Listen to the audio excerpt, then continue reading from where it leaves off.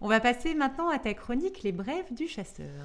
Oui, alors Patrick n'étant pas là, je me suis permis de faire à sa place deux petits directs Ah, des réseaux, mais vraiment très pardon, légers. je ne savais pas. Si, mais voilà, mais les surprises sont importantes. Sans ça, la vie ne serait pas drôle.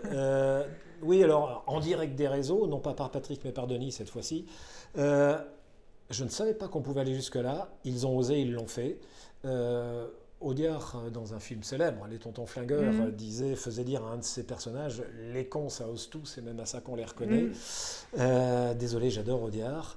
Alors, selon les végétalistes, on connaissait les animalistes, mm. maintenant il y a des végétalistes, et on voit à l'écran qu'il ne faut plus tailler les arbres, ni les haies, parce que ça cause du stress, et ça peut augmenter le désordre, créer des désordres chimiques qui pourraient attaquer la couche d'ozone. Oh là. Si, si.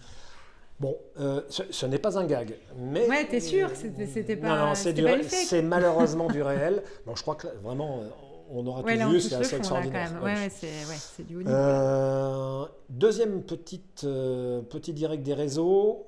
Vous vous rappelez de Muriel Fusy, cette cadre, cette Ouais. dirigeante ou je ne sais quoi du parti animaliste qui confondait faisan et perdrix. Oui, on en avait parlé, d'ailleurs. Voilà, eh bien on a un autre membre du parti animaliste qui a tweeté récemment qu'un couple de cygnes qu'elle suit, qu'elle a baptisé bien entendu, allait très bien, qu'il avait passé la journée à pêcher des poissons. Bien, nous apprenons quelque chose. L'évolution a produit quelque chose d'étonnant. Les cygnes mangent des poissons maintenant. Non, ils D'accord. sont herbivores, chère Mm. madame. Mais c'est assez extraordinaire que ces gens-là nous donnent des leçons alors qu'ils ne sont même Ouais, pas ça fait un capables peu de peur reconnaître aussi, une ouais. carpe d'un Mm. cheval. Enfin bon, voilà. Voilà. Pour les directs des réseaux, c'était bref. Bon. Et dans les médias? Et dans les médias, alors dans les médias, j'ai pris le parti, comme la saison de chasse est finie, et que les chasseurs entament leur deuxième vie. La deuxième vie d'un chasseur, pour plus de la moitié d'entre eux, c'est de s'occuper des territoires, Mm. des biotopes et autres. Donc j'ai pris le parti de mettre en avant les actions des chasseurs, des pêcheurs aussi, pour la nature, la campagne, les biotopes, la restauration, et ainsi de suite. Donc, et ça, chasseurs et pêcheurs le font bénévolement. Ils n'ont Mm. pas besoin Oui, de bien sûr. 900 000 euros de Mm. subvention comme la LPO pour s'occuper des petits oiseaux. Donc, dans la Nouvelle République,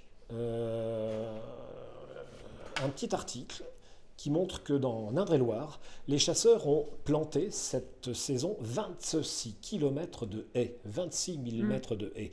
C'est un record pour Ah ouais? les chasseurs d'Indre-et-Loire. C'est la première fois qu'ils arrivent à planter autant. Et tout le monde sait combien sont importantes les haies Mm. pour la biodiversité, pour les oiseaux, les animaux, et le drainage des eaux, et ainsi de suite. Donc 26 km de haies, bravo, Bah bravo aux ouais, on les chasseurs. félicite, Voilà, ouais. vraiment. Mm. Voilà. Deuxième action extrêmement positive de chasseurs, là ça se passe dans la Manche. Les chasseurs vont à la chasse, mais aux déchets. Bon, ils ont fait une énorme collecte avec des points de collecte partagés un petit peu partout sur le territoire du département pour ramasser des déchets, en particulier ce qu'on appelle les Les dépôts dépôts sauvages. sauvages, Mm. exactement. C'est la Fédération des chasseurs de la Manche qui en est l'acteur principal. Et donc son président dit on dénombre encore de trop nombreux dépôts sauvages aux portes de nos villes, dans nos campagnes, à proximité de nos fleuves et de nos rivières. Le but de cette opération est de mobiliser un maximum de personnes. Voilà. Je rappelle que dans les Hauts-de-France, on ne dit plus le nord de la France, mais dans les Hauts-de-France, il y a une énorme opération lancée à l'initiative des chasseurs, mais appuyée par la région et par son président, Xavier Bertrand, qui s'appelle Hauts-de-France propre. Mm.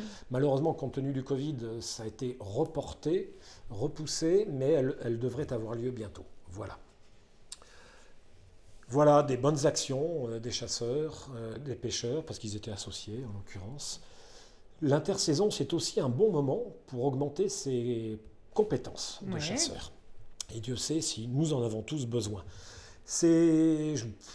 Voilà, on n'est jamais assez compétent quand on chasse, dans tous les domaines. Connaissance de la nature, des animaux, des armes, de la Mm. balistique. Ouais, puis on se remet à jour aussi. On se remet à C'est jour, l'occasion. il y a des nouveautés, voilà.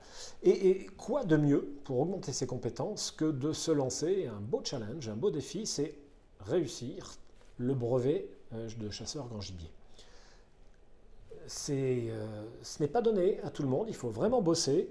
Moi, j'invite tous les chasseurs, qui ne sont pas uniquement des chasseurs de petit gibier, mais qui, comme moi, pratiquent les deux, à se lancer ce pari-là, parce que c'est un moyen d'acquérir vraiment de nombreuses connaissances. Le site de l'Association nationale des chasseurs de grand gibier est très bien fait. Il y a un très bon bouquin pour préparer ça. Sur le site, on trouve des quiz aussi pour préparer. Ouais, c'est du boulot. Hein. C'est du boulot. C'est aussi une grande leçon d'humilité. Hein, parce que quand on s'y colle pour la première fois, on s'aperçoit qu'on ne sait vraiment pas tout.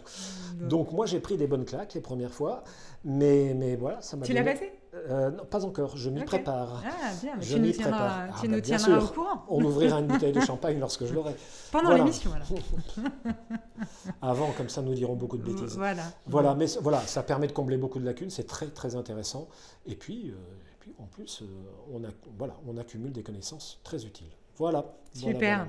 Tu voulais nous parler encore de quelque chose de récent, je crois ? Oui, c'est aussi l'intersaison, un moment où on se pose des questions. Est-ce que je garde telle arme ? Est-ce que je m'achète ceci ? Est-ce que je vais basculer là-dessus ? Bon, il y a un très beau magasin là, et très grand magasin de la chaîne Terzeo qui vient d'ouvrir à Saint-Maximin. Saint-Maximin, c'est dans l'Oise, à proximité de Creil. Et ils viennent d'ouvrir leur Xème magasin, 1200 mètres carrés, assez impressionnant. 5 pôles, on va dire, chasse, pêche, équitation, animaux et nature, plus généralement. Donc on souhaite longue vie à ce nouveau magasin de Terzeo. Exactement. Voilà. Une petite dernière pour la route, Denis ? Ah oui, la petite dernière pour la route. Alors j'ai hésité, puis je me suis dit que j'allais me faire ce petit plaisir. Vous vous rappelez tous des soubresauts du fameux zoo de Pont-Scorff, qui en moins d'un an a réussi à attirer les foudres de la préfecture, pour les mauvais traitements soumis aux animaux, qui, contrairement à son statut et à sa mission, n'a rien fait, n'a relâché aucun animal, qui a été mis en cessation de paiement.